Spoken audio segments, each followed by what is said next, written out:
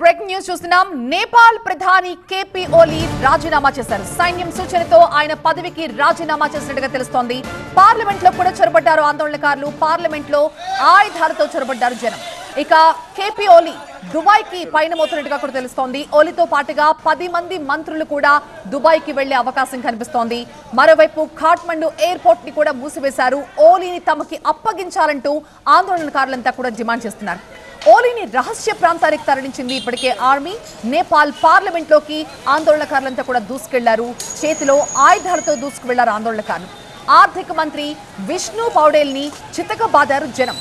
ఖాట్మండులోని 5 star hotels కి కూడా నిప్పు పెట్టేశారు. ప్రధాని ఓలీ, ప్రెసిడెంట్ రామచంద్ర ఇళ్లకి కూడా ఆందోళనకారులు నిప్పు పెట్టారు. పార్లమెంట్ భవనానికి కూడా నిప్పు పెట్టారు ఆందోళనకారులు. నేపాల్లో సంక్షోభం మరింత ముదిరిపోతోంది. ప్రధాని ఓలీ ప్రభుత్వం కుప్పకూలిపోయింది. ఇక సైన్యం ఆదేశాలతో ప్రధాని ఓలీ కూడా తన పదవికి రాజీనామా చేసినట్టుగా తెలుస్తోంది.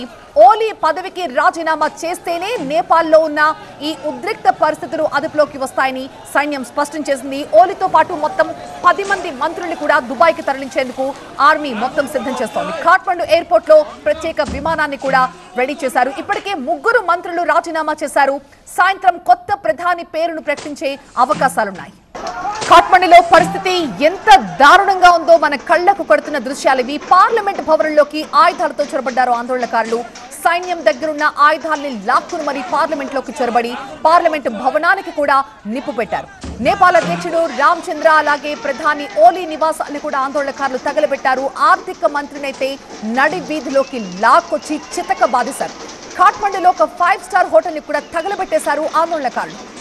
అయితే సోషల్ మీడియా బ్యాన్ ని నిరసిస్తూ ప్రారంభమైన ఆందోళనలు ఏకంగా ప్రభుత్వ పతనానికే దారితీశాయి. అయితే తాము చేస్తున్న ఈ ఆందోళన సోషల్ మీడియా బ్యాన్ గురించి కాదని, అవినీతిలో కూరుకుపోయిన ప్రభుత్వాన్ని కూలదోయడమే తమ లక్ష్యమంటున్నారు ఆందోళనకారులు.